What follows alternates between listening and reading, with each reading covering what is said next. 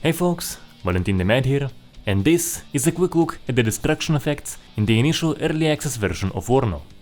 I was planning to make a demonstration and a full analysis, but messing around with the game for some time, you can see that those effects are still pretty work in progress. There are some very key notable issues, so in this video I'll show the stuff that is already in, it has some cool things going for it, as well as some of the key issues that I hope will be addressed. First up, building destruction is a clean state, destroyed state binary.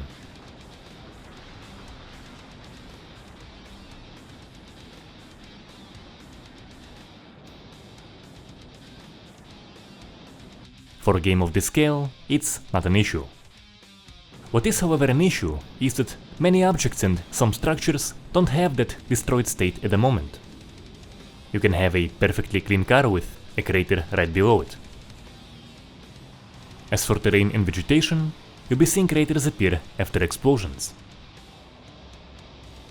After big explosions, you'll see the grass around it get deleted. As you can see, the craters are a decal and there is no terrain deformation. They do last for a very good while, but they will still vanish. The big issue in this aspect is that most trees don't seem to come down, you only have a burn variation. So you can rain heavy artillery, they'll still be up. Even when a tank goes through them, the effect you'll see, I can only call it de-leafing.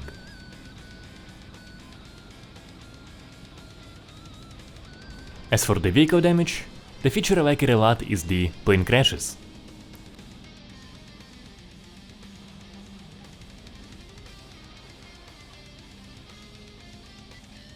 You have a smoke trail as it comes down.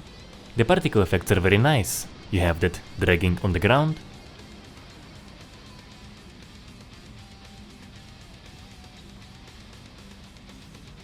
And the end result is a half-buried drag. The issue, however, is that the half-buried drag will be at the point of the initial impact, rather than where it would be dragged to, and you have a regular explosion decal.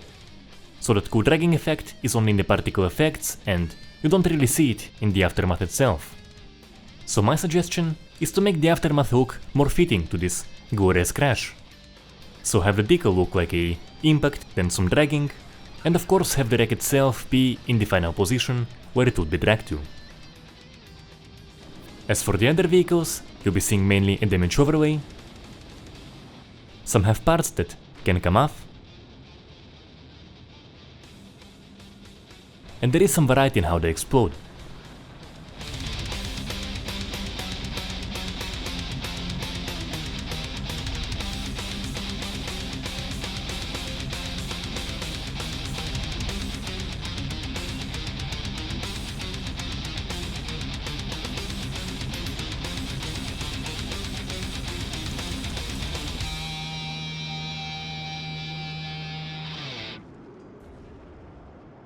The cool thing about it is that the main wreck will stay, and I think permanently, so you will have locations looking like just absolute vehicle graveyards.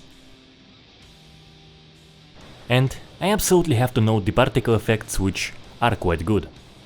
The explosions, the burning buildings and wrecks, that fire lasts for about a minute, the guided missiles,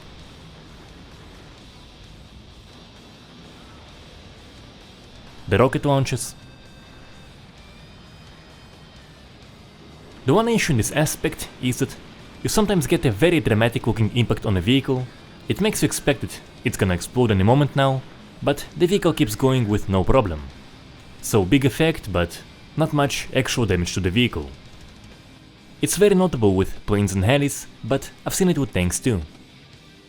Weapon balance aside, and in my impression they are somewhat underpowered, I would advocate for a much milder effect on a non-fatal hit.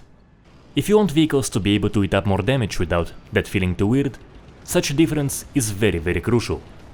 So a mild looking impact on a non-fatal hit, and keep the big ones for perhaps devastating almost fatal ones, and of course the finishers themselves.